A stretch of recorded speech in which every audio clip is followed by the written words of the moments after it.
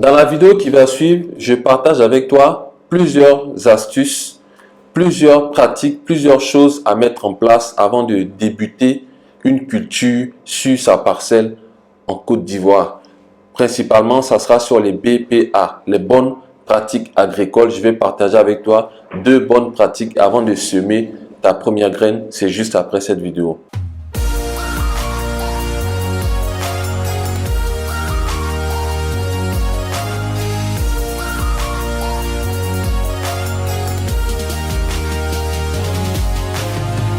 Si tu arrives sur cette vidéo, laisse-moi te dire que ce n'est pas par le fait du hasard. Très certainement, tu es intéressé par l'investissement au pays ou le fait de rentrer vivre au pays. Sur cette chaîne, on parle de business, on parle d'entrepreneuriat, on parle de retour au pays. Si c'est une thématique qui t'intéresse, commence d'abord par t'abonner. Ne fais pas comme les 30%, ne fais pas comme les 70% des personnes qui consultent du contenu YouTube sans s'abonner. Abonne-toi, like la vidéo, mets un pouce pour donner de la force à la vidéo et puis active la cloche de notification de sorte à recevoir de façon hebdomadaire ou journalière toutes les vidéos sur les astuces pour investir, rentrer et vivre au pays. Descends également en barre de description, télécharger mon premier livre, 10 astuces pour bien investir, rentrer, vivre au pays. Ensuite, va supporter la chaîne en achetant le livre sur l'élevage qui n'est qu'à 4,99 € sur Amazon. Et puis évidemment, si tu as un projet, tu aimerais en parler avec moi, j'ai mon lien en barre de description pour pouvoir prendre rendez-vous et on organise une séance. Je te fais profiter dans cette séance et par celles qui vont suivre des 10 années d'expérience que j'ai eu en Côte d'Ivoire ici en investissant dans différents domaines d'activité. Alors, une fois que tu as eu la précaution de choisir une parcelle, que tu l'aies achetée ou que tu l'aies louée, j'en parle dans une autre vidéo si tu as besoin d'orientation. Une fois que tu as vérifié l'accès de cette parcelle qui est l'une des conditions pour acheter ou louer une parcelle, il te faut maintenant commencer à exploiter cette parcelle. Bien sûr, tu as fini de défricher, ok, tu as fini de raser la parcelle, tu as fini de nettoyer la parcelle. Une astuce que je te donne avant même de rentrer dans le vif du sujet de cette vidéo, je te dis reste jusqu'à la fin parce qu'après, tu auras beaucoup d'informations comme ça qui vont te permettre de bien débuter. Lorsque tu finis de raser la parcelle, c'est de ne pas te débarrasser des débris. Ces débris-là peuvent être brûlés à certains endroits et être utilisés comme fertilisant. La cendre du bois est une bonne source de calcium pour les plants.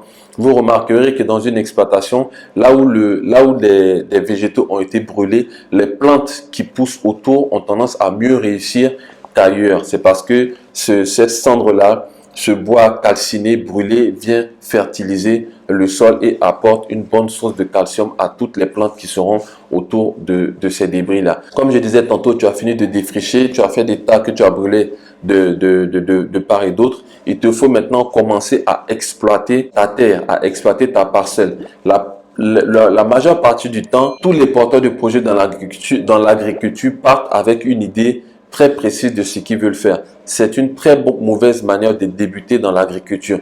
Si tu as fait ton exploitation pour cultiver la tomate ou l'aubergine ou le concombre ou le manioc, oublie ça, mets ça de côté, mets en place d'abord la première technique pour laquelle je fais cette vidéo qui est l'étude du sol. L'étude du sol concrètement va consister à étudier les nutriments qu'il y a dans ce sol-là, mais aussi à examiner le type de sol et voir quelle culture peut réussir sur ce sol-là. Je vous donne un exemple pratique. Sur un sol qui est argileux, qui va être principalement dur, l'eau a tendance à ruisseler sur ces sols-là. Soit dit en passant, c'est les sols les plus pauvres, les sols argileux. Comment reconnaître un sol argileux? Comment reconnaître les différents types de sols? Je ferai une autre vidéo spécialement pour ça. Mais les sols argileux sont des sols qui ont tendance à se compacter et l'eau ruisselle sur ces sols-là. Donc, l'eau ne rentre pas en profondeur. C'est très difficile de pouvoir cultiver sur ces sols-là.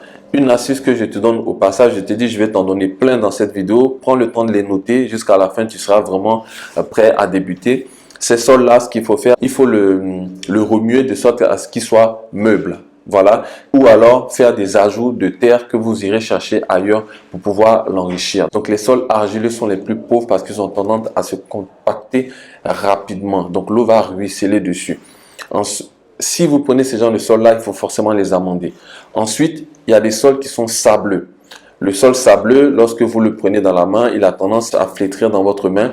Ces sols-là sont bons pour tout ce qui est légumes raciniers, puisque les légumes raciniers auront tendance à aller vers le bas. Donc, forcément, les sols sableux sont beaucoup plus pénétrables. Ok? Ou alors, vous pouvez avoir un sol qui sera limoneux, qui sont en général les meilleurs sols, les plus arables pour cultiver. Donc, il faut savoir déjà quel type de sol vous avez. C'est ce qui va vous permettre de déterminer la culture qui va réussir dessus. Si par exemple vous avez un sol qui est acide, vous allez aller vers les cultures telles que le piment et éviter par exemple la tomate.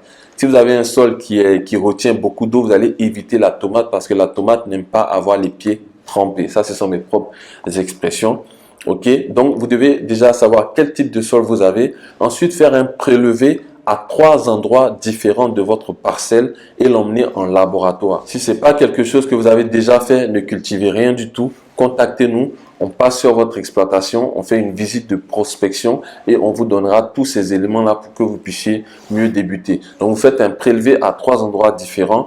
Ici à Abidjan, précisément à Adjamé. Il y a des laboratoires qui permettent d'étudier votre sol. Ils vont étudier le niveau de nutriments. Ils vont vous dire également si votre sol est propice à la culture ou alors les différentes cultures qui sont propices sur ce sol-là. Et ils vont vous dire aussi de façon approximative, bien sûr, les rendements possibles sur ce sol-là. Ça vous donne déjà une bonne connaissance, une bonne base d'informations pour pouvoir attaquer votre parcelle de la meilleure manière possible. Donc ça, c'est ce qui concerne le sol. Je ferai une autre vidéo sur les différents types de sols. Là, c'est vraiment les bonnes pratiques pour débuter. Ensuite, vous avez l'eau. J'ai l'habitude de dire sans eau, il n'y a pas de vie. C'est connu, sans eau, il n'y a pas de vie, ni vie animale, ni vie végétale. Aucune vie n'est possible sans eau. Donc, vous devez d'abord choisir une parcelle où il y a de l'eau. Mais j'ai déjà fait une autre vidéo où je vous dis comment choisir votre parcelle. Donc, je suppose que vous savez le faire. Maintenant, c'est d'étudier la qualité de l'eau que vous allez utiliser. En agriculture, il faut éviter, donc ça c'est la deuxième précaution, en agriculture, il faut éviter les eaux qui stagnent. L'eau qui stagne a tendance à se salir et donc à être très mauvais pour les plantes. L'eau qui stagne, ça va être par exemple un cours d'eau, un bassin, une rivière. Si cette eau-là stagne, il y a de très fortes chances qu'elle soit sale. La meilleure eau pour votre champ, c'est l'eau qui ruisselle. L'eau qui ruisselle a l'avantage de se nettoyer régulièrement et peut-être que c'est en bout de rivière là-bas que ça va être sale, mais ça ne sera pas en tout cas à votre niveau. Donc 1, l'eau qui ruisselle. 2, évitez l'eau de mer à cause de la salinité qui va rendre votre eau acide et va être très mauvais pour vos plantes. Donc on évite l'eau qui stagne, on évite l'eau de mer. La meilleure eau, c'est l'eau qui ruisselle. Maintenant, si vous n'avez pas de l'eau qui ruisselle, si vous avez de l'eau stagnante ou la mer, à ce moment-là, vous faites appel à des puisatiers, des gens qui vont venir faire des puits. Ok. Pour ça, il faut que l'eau ne soit pas très longue. Mais l'avantage quand l'eau est à côté, même quand elle n'est pas bonne, à d'autres endroits, l'eau ne sera pas très loin.